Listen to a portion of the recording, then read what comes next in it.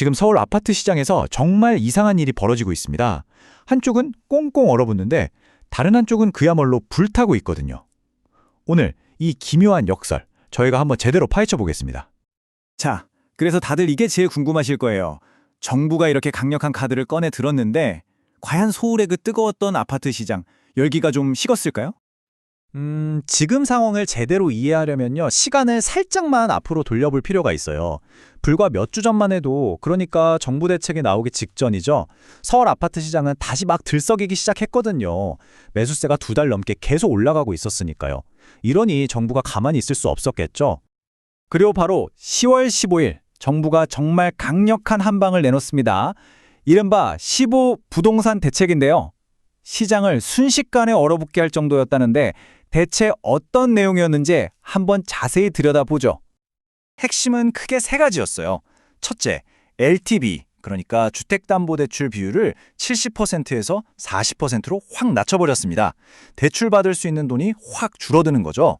둘째, 15억 원이 넘는 고가 아파트는 아예 주택담보대출기를 막아버렸어요.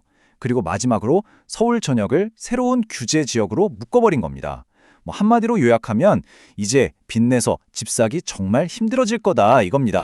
이 중에서 특히 가장 강력했던 게 바로 이 토지거래 허가구역 확대입니다. 이게 왜 중요하냐면요, 이 구역에서 집을 사면 무조건 2년 동안 직접 들어가서 살아야 해요. 전세를 내줄 수가 없다는 거죠. 그러니까 우리가 흔히 말하는 갭 투자, 이걸 사실상 원천적으로 막아버리는 엄청난 조치였던 겁니다.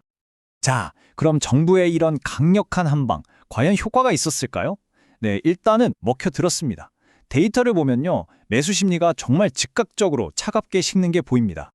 이게 서울 아파트 매매 수급 지수인데요. 9주 연속으로 계속 오르기만 하던 게 딱 멈추고 103.2로 떨어졌어요. 물론 아직 100은 넘으니까 살 사람이 팔 사람보다 많다는 뜻이긴 한데 중요한 건 그 무섭게 치솟던 상승세가 완전히 꺾였다는 거죠. 근데 재밌는 건요, 이 냉기가 서울 전역에 똑같이 퍼진 게 아니라는 겁니다. 여기 보세요.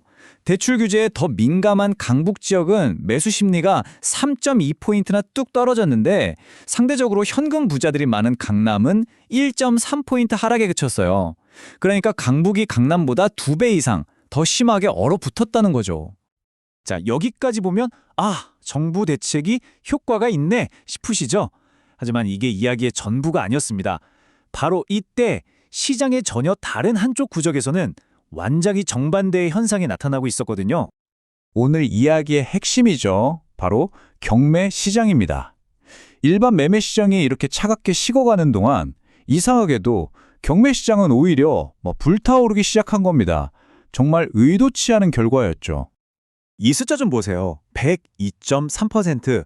이게 서울 아파트 평균 낙찰가율인데요. 쉽게 말해서 감정가가 10억인 아파트가 평균 10억 2,300만 원에 팔렸다는 뜻입니다. 이 낙찰가율이 100%를 넘은 게 무려 3년 4개월 만에 처음 있는 일이었습니다. 그러니까 이게 뭘 의미하겠어요?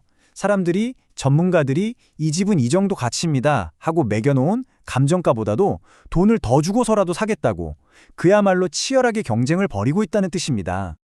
실제로 정말 뜨거운 사례들을 보면요, 광진구의 한 아파트는 감정가의 거의 140%, 139.7%에 낙찰되기도 했고요. 성동구의 어떤 아파트에는 입찰자만 무려 39명이 몰리기도 했습니다. 이건 거의 전쟁 수준이죠. 아니, 도대체 왜 이런 일이 벌어지는 걸까요? 어떻게 같은 서울 하늘 아래에서 한쪽은 꽁꽁 얼고 다른 쪽은 이렇게 활활 타오를 수 있는 걸까요? 그 해답은 우리가 잘 아는 경제 현상, 바로 풍선 효과에 있었습니다. 다들 풍선 효과 들어보셨죠? 말 그대로입니다. 정부 규제가 일반 매매 시장이라는 풍선의 한쪽을 강하게 꾹 누르니까 갈 곳 잃은 그 수요가 터지지 않고 규제가 없는 경매 시장 쪽으로 불룩 튀어나와 버린 겁니다. 그럼 왜 하필 경매 시장으로 몰렸을까요? 결정적인 차이가 하나 있었거든요. 바로 실거주 의무입니다. 앞에서 일반 매매로 집을 사면 2년간 무조건 실거주해야 한다고 했잖아요. 그런데 경매로 집을 사면 이 의무가 적용되지 않습니다.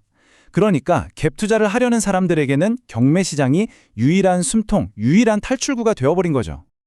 한 경매 정보 업체 전문가는 이 현상을 두고 초양극화라는 말까지 썼습니다. 말 그대로 같은 서울 아파트라는 상품을 두고 매매 시장과 경매 시장이 완전히 극과 극으로 달려가고 있다는 거죠.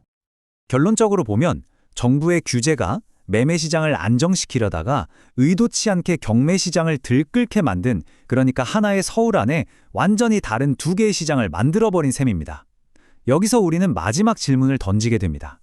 한쪽은 얼어붙고 다른 한쪽은 불타오르는 이 기이한 역설, 과연 언제까지 계속될 수 있을까요?